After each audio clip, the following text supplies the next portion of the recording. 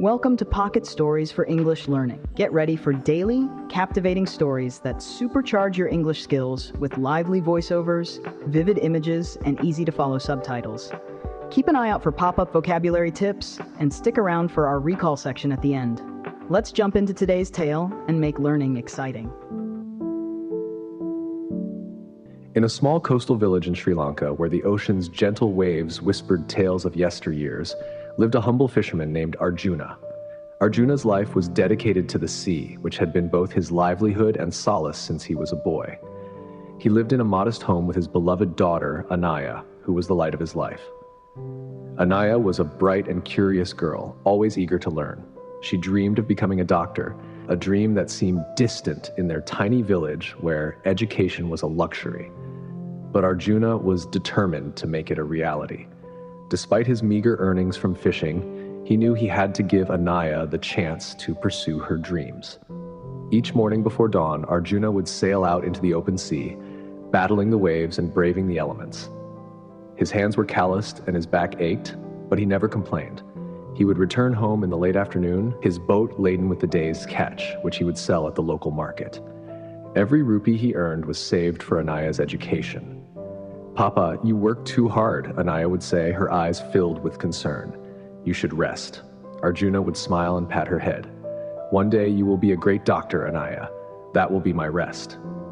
As Anaya excelled in school, it became clear that she needed to attend a better institution in the city to achieve her dreams. The thought of sending her away filled Arjuna with both pride and sorrow. He had never been apart from his daughter, but he knew this was the path she had to take.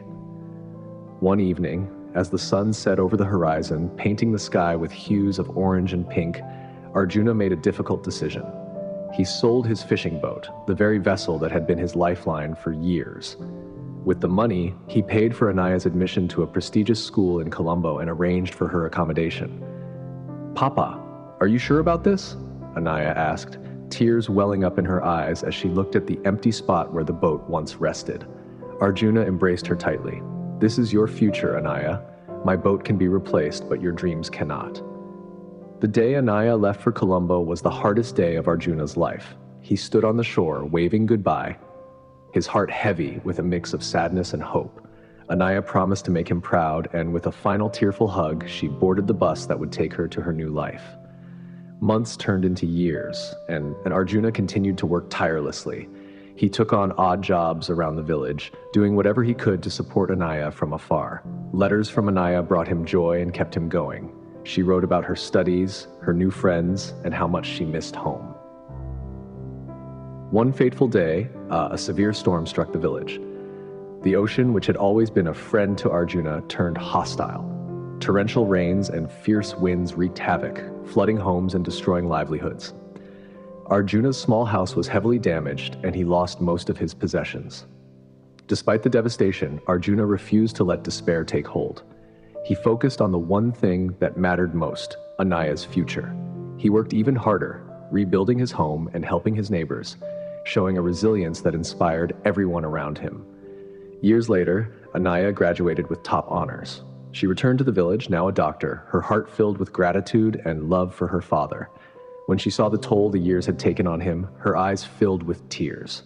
"Papa, you sacrificed everything for me," she said, holding his hands.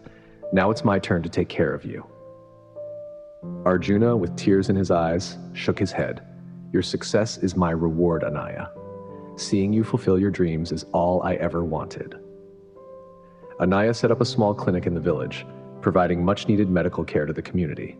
She worked tirelessly, just as her father had, ensuring that no one in their village would suffer without help. The villagers, grateful for Anaya's dedication and Arjuna's sacrifice, rallied around them, offering support and love. In the end, Arjuna's dream for his daughter had come true, and in fulfilling her own dreams, Anaya had brought hope and healing to their entire community. The bond between father and daughter grew even stronger, forged by sacrifice, love, and the unbreakable spirit of family. Let's wrap up with today's important words and expressions. Important words. First up, solace means comfort or consolation during tough times. For example, she found solace in her favorite book after the bad news.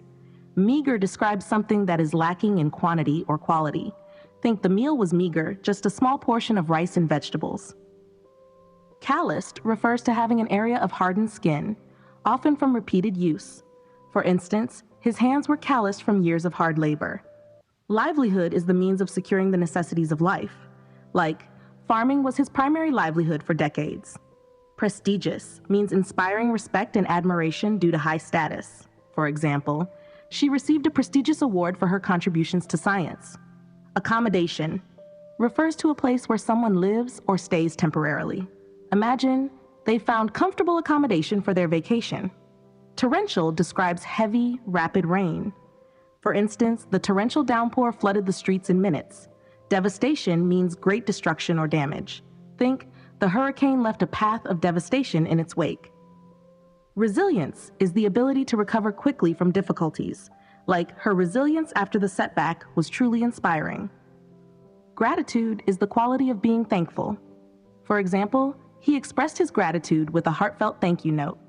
Now let's look at our phrasal verbs. Sail out means to leave by boat. For instance, they sailed out to the open sea at dawn. Sell off refers to selling something, usually at a lower price, to get rid of it, like they decided to sell off their old stock to clear space. Wave goodbye is to wave one's hand as a farewell gesture. For example, she waved goodbye as the train departed. Take on means to accept or undertake a task or responsibility. Think, he decided to take on the challenging project at work. Set up means to establish or create something, like they set up a new charity to help local families. And here are today's idioms. Heart heavy with a mix of sadness and hope describes feeling a strong emotional weight due to conflicting emotions. Imagine her heart was heavy with a mix of sadness and hope as she awaited the news. Keep going means to continue despite difficulties. For instance, even when the journey was tough, they kept going. Turn hostile describes becoming unfriendly or aggressive. Like, the once friendly crowd turned hostile after the announcement. Take hold means to become established or start to have an effect. Think, the new policy began to take hold in the company. In the end means finally, after everything has been considered.